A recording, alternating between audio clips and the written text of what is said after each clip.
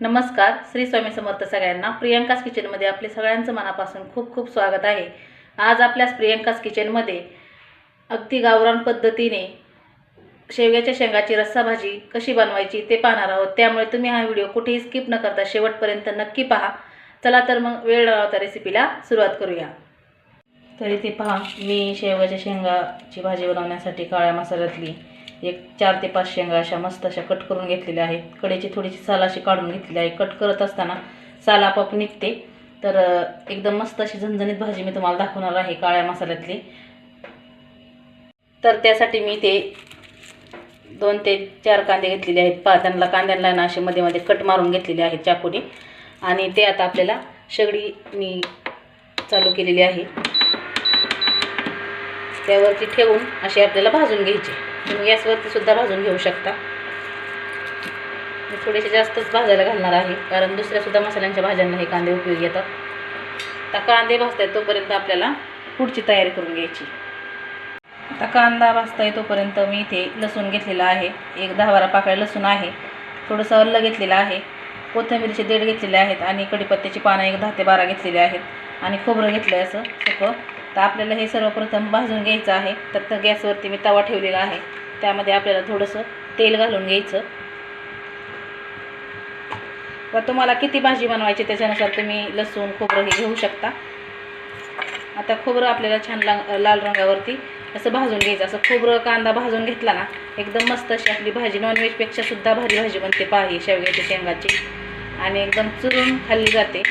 अर्धी जर भाकरी खाणार असाल तर तुम्ही 1 ते 1.5 भाकरी खाऊ शकता। एकदम मस्त अशी चविष्ट भाजी बनते। तुम्ही सुद्धा एकदा नक्की अशा पद्धतीने शेवग्याच्या शेंगाची काळ्या मसाल्यातली भाजी करून पहा।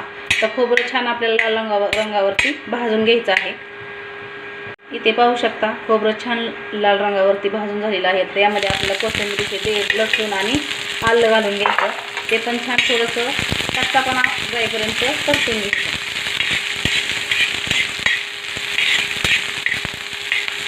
कच्चापणा जाईपर्यंत छान असं परतून घेऊ शकता।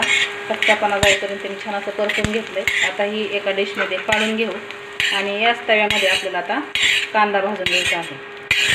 असं खोबरं हे सर्व भाजून घेतलं ना, एकदम भारी भाजी होते पहा। तुम्ही एकदा करून पहा काळ्या मसाल्यातली माझ्या पद्धतीने। एकदा जर अशी बनवली ना तर नेहमीच तुम्ही अशी बनवाल। तर इकडे पाहू शकता आपले कांदे बऱ्यापैकी भाजत आलेले आहेत। असे उलटपालट करून भाजून घ्यायचे व्यवस्थित असे। तुमच्याकडे जर शेगडी नसेल तुम्ही गॅसवर भाजू शकता। चूल असेल तर चुलीमध्ये सुद्धा हे कांदे व्यवस्थित असे भाजले जातात। तर इथे पाहू शकता आपले कांदे भाजलेले आहेत।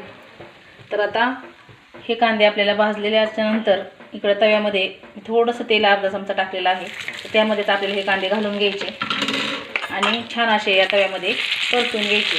डायरेक्ट उलटणं घ्यायचं आणि उलटणं असा कांदा दाबून घ्यायचा पहा।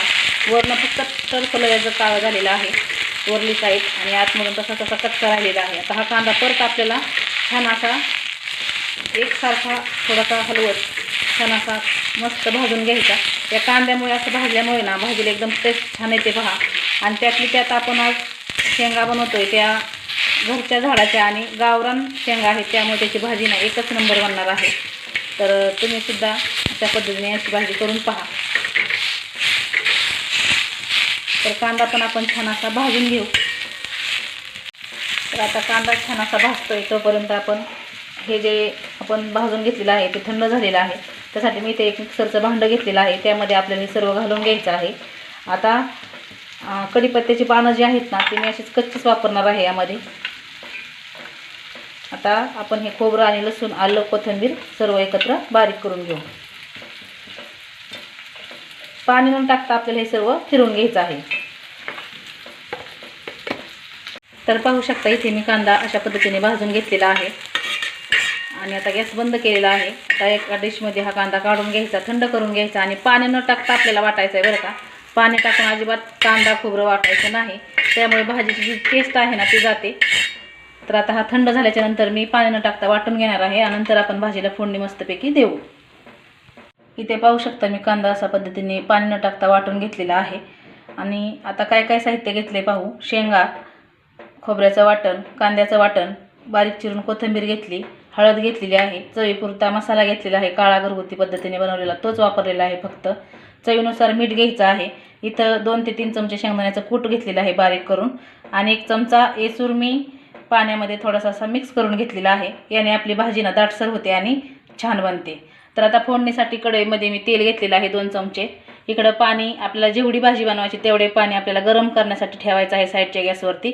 मी इथं ठेवलेलं आहे गरम करण्यासाठी, कारण गरम पाणी वापरल्यामुळे आपल्या भाजीला तरी पण छान येते आणि जी टेस्ट आहे ना ती टिकून राहते आणि छान बनते. तर आता फोडणी देऊन घेऊ. तरी ते पाहू शकता आपलं तेल छान प्रकारे तापलेलं आहे. आता यामध्ये आपल्याला घालायचं सर्वात अगोदर खोबऱ्याचं वाटण. तर तुम्हाला किती भाजी बनवायची त्याच्यानुसार तुम्ही शेंगदाण्याचा कूट, येसूर आणि तिखट मीठ घेऊ शकता. आता आपण खोबरं हे सर्व अगोदरच भाजले, त्यामुळे जास्त भाजण्याची गरज नाही, पटकन ही भाजी बनते. तरी पण 1 ते 1.5 मिनटं छान अशी तेलामध्ये परतून घ्यायचं. खोबरं छान परतून झालं की त्यामध्ये आपल्याला घालायचं आपण परतून घेतलेला कांदा. कांदा पण छान थोडासा परतून घ्यायचा, जास्त वेळ नाही परतायचा कारण आपण अगोदरच परतून घेतलेला आहे. त्यावर घालायची थोडीशी कोथिंबीर पण छान तेलामध्ये परतून घ्यायची. भाजीला फोडणी जर व्यवस्थित बसली तर मग आपली भाजी छानच बनते पहा. तर यामध्ये घालायची हळद, त्यानंतर घालायचा मसाला आणि मीठ. छान असं तेलामध्ये मिक्स करून घ्यायचं. तर मसाले जळू नये म्हणून त्यामध्ये आपल्याला थोडंसं 1 अर्धी वाटी इतकं पाणी घालून घ्यायचं. गरम पाणी घातलंय मी इथं, थंड पाणी नाही वापरायचं, नाही तर आपल्या भाजीची टेस्ट आहे ना ती बिघडते. मी नेहमी सांगत असते पातळ भाज्या बनवत असताना तुम्ही गरम पाण्याचाच वापर करा. आता 1 मिनिटभर आपल्याला हे मसाले छान तेलामध्ये तेल सुटेपर्यंत परतून घ्यायचे. तर इथे पाहू शकता छान आपल्या या मसाल्यांना तेल सुटलेलं आहे. आता यामध्ये घालायचे आपल्याला शेंगा. मी धुवून घेतलेल्या आहेत आणि कच्च्याच आहेत, लक्षात ठेवा, उकडून घ्यायच्या नाहीत आपल्याला शेंगा. जो आपण रस्सा बनवणार आहे ना त्यामध्येच ह्या शेंगा व्यवस्थित शिजवून घ्यायच्या, म्हणजे जो शेंगाचा अर्क आहे तो या रश्श्यामध्ये छान असा उतरला जातो. आता यामध्ये घालायचं आहे शेंगदाण्याचा कूट. आपण 1 चमचा मिक्स करून घेतलेलं येसूर छान असं मिक्स करून घेऊ आणि यामध्ये घालायचं आहे गॅस बंद करून थोडंसं गरम पाणी. मी पाण्याचा गॅस बंद केलेला आहे, लक्षात ठेवा, भाजीचा नाही. आणि छान असं मिक्स करून घेऊ. तर पाहू शकता एकदम मस्त अशी भाजी आपली तयार होणार आहे आणि अगदी नॉनव्हेजपेक्षा सुद्धा भारी टेस्ट लागते या भाजीला. तुम्ही सुद्धा शेवग्याची भाजी एकदा माझ्या पद्धतीने करून पहा. एकदा जर तुम्ही अशी भाजी बनवली ना तर नेहमीच अशी भाजी बनवाल याची मला खात्री आहे, कारण जबरदस्त लागते ही भाजी. तुम्ही ज्वारीच्या बाजरीच्या भाकरीसोबत किंवा चपातीसोबत अगदी चुरून सुद्धा खाऊ शकता. तर छान अशी एक उकळी काढून घ्यायची या भाजीला आणि कमी गॅसवरती छान अशा शेंगा शिजेपर्यंत शिजून घ्यायची. तर इथे पाहू शकता छान अशी खदखदून उकळी आलेली आहे. एकदा मिक्स करून घेऊ आणि कमी गॅस करून आपल्याला याच्यावरती असं अर्धवट झाकण ठेवायचं आहे आणि ही भाजी छान अशी शिजून घ्यायची आहे. शेंगा छान शिजेपर्यंत आपली ही भाजी शिजून घ्यायची आहे. तर इथे पाहू शकता मी आता झाकण काढून घेतलेलं आहे आणि आपल्या शेंगासुद्धा अशा व्यवस्थित मी पाहिलेल्या आहेत, तर व्यवस्थित अशा शिजलेल्या आहेत. तर तुम्हाला दिसतच असेल आपल्या शेंगांना किती मस्त असे शिजलेल्या सुद्धा आहेत आणि इतकी छान अशी मस्त अशी तर्रीसुद्धा आलेली आहे आपल्या या भाजीला आणि एकदम असा मस्त असा दाटसरपणासुद्धा तितकाच छान असा आलेला आहे. पहा ही भाजी ना एकदम मस्त लागते. तुम्ही ज्वारीच्या बाजरीच्या भाकरीसोबत किंवा चपातीसोबतसुद्धा खाऊ शकता आणि वाफळत्या गरम गरम भातासोबतसुद्धा ही भाजी खायला एकदम भन्नाट अशी लागते. एकदा ही शेवग्याच्या शेंगाची काळ्या मसाल्यातली भाजी तुम्हीसुद्धा एकदा नक्की तुमच्या किचनमध्ये करून पहा. तुमच्या घरातले तर नक्कीच खुश होतील. तर तुम्हाला कशी वाटली माझ्या या शेंगाच्या भाजीची रेसिपी ती कमेंट बॉक्समध्ये सांगायला विसरू नका. तुम्ही पण एकदा करून पहा. अशाच एका छानशा आणि छोट्याशा रेसिपीसोबत मी तुम्हाला पुन्हा एकदा भेटणार आहे. तोपर्यंत संपूर्ण व्हिडिओ पाहिल्याबद्दल सगळ्यांचे मनापासून खूप खूप धन्यवाद. सर्वांना पुन्हा एकदा श्री स्वामी समर्थ.